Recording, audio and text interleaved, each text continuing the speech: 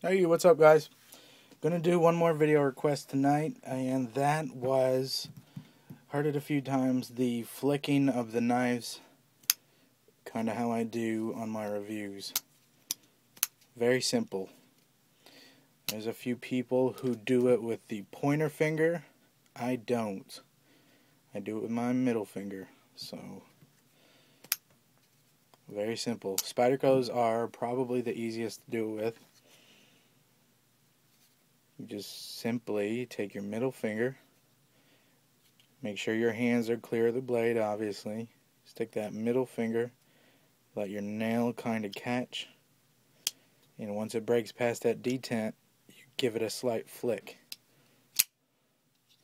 You can barely see that flick. My finger's so strong now, without even flicking the blade at all, the handle, I can get it to shoot out. You know, that's just practice. You see I'm not moving my wrist at all.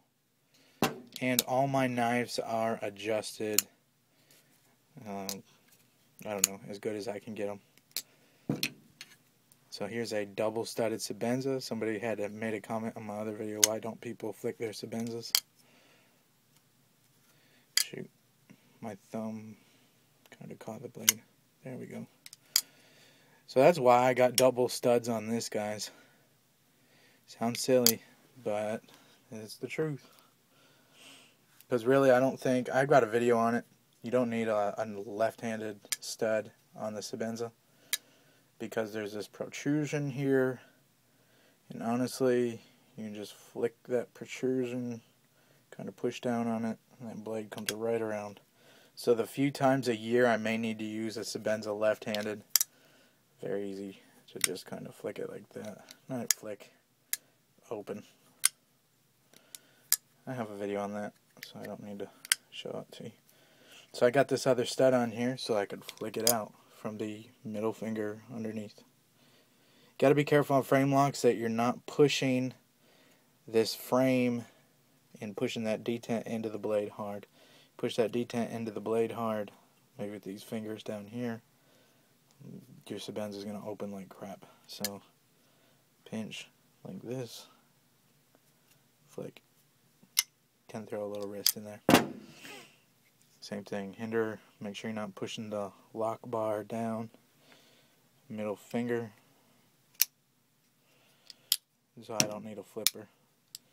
Plus on Rick Hinder's knives, this is off topic again, the blade is so heavy on these XM18s, and the detent is kind of weak, which is why he doesn't make a very good flipper, in my opinion.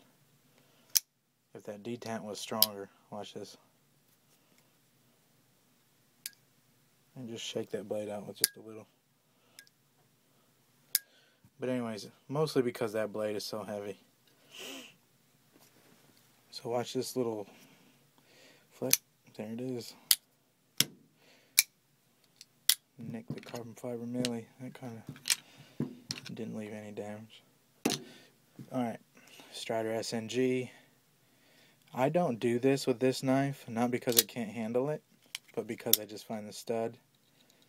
Yes, I call it a stud. It's a blade stop, but it also functions as a thumb stud once your blade gets broken. I don't know, just the stud on this knife feels more natural to me. But you certainly can, underneath, kind of catch that hole, little flick.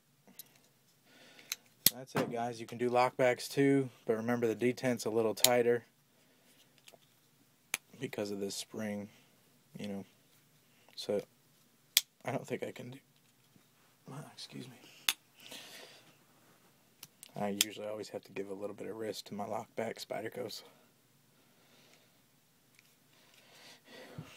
Just don't wail on them. Don't bang. You know, you don't need to throw your wrist any harder. You just got to make it pop. Just make sure it gets to the full lock. No reason to abuse your knives, you know, for no reason.